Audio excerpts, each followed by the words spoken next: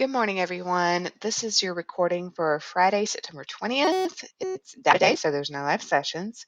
And if you want to take a look at this critical thinking riddle, grab yourself some toothpicks or sticks or Q-tips or whatever, and see if you can figure out how to move the marble out of the cup in just 2 moves. Okay? See if you can figure out how to do that. It is possible.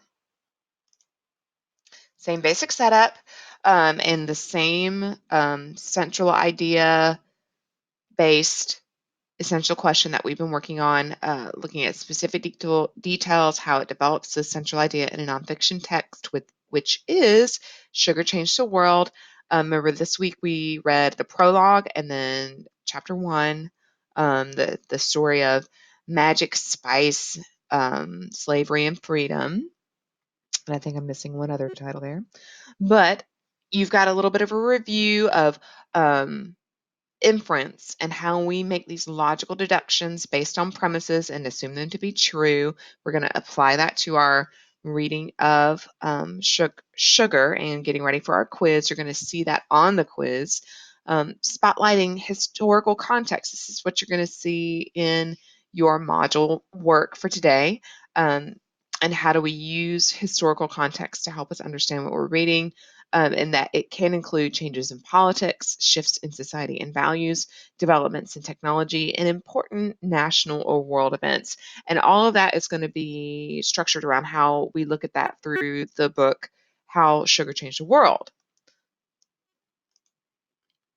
Then remember, author's perspective is the author's particular attitude toward or way of regarding something. It's kind of like it's basically tone, author's tone, their attitude toward their subject.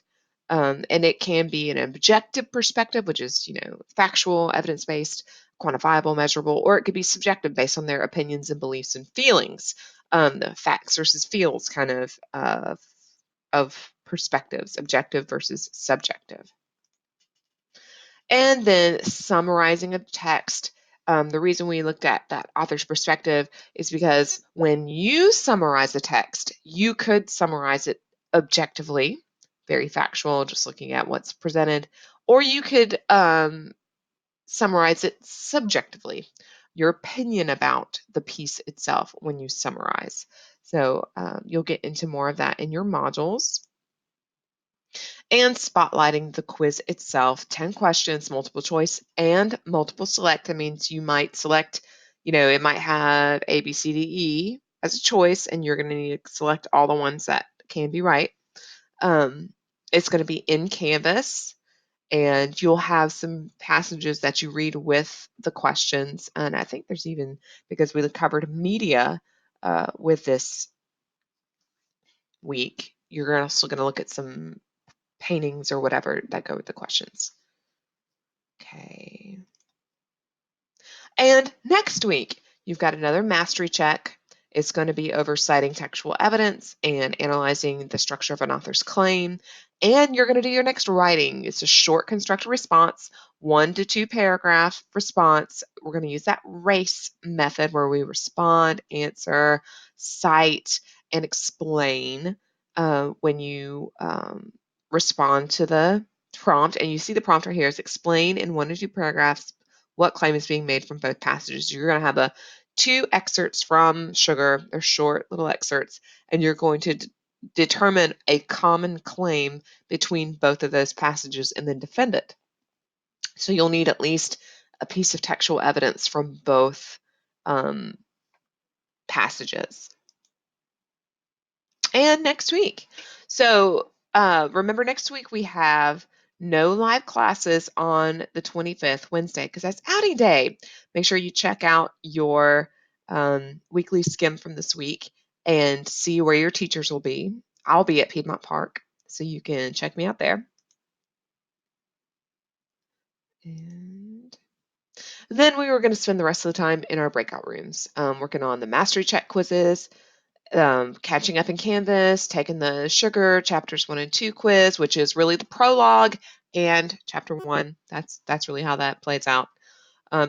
Email me if you've got questions, need help on any one particular assignment, and make sure you get your work done for this week. Okay? Pre-test, if you need to take it, get it done. Remember, because we have new students every week, we have more students coming Monday. Take your pre-test. Catch up on your Canvas courses, should be complete through September 20th today.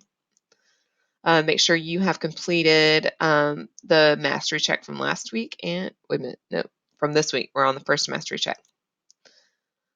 And the first quiz, big quiz for Instructional Cycle 2.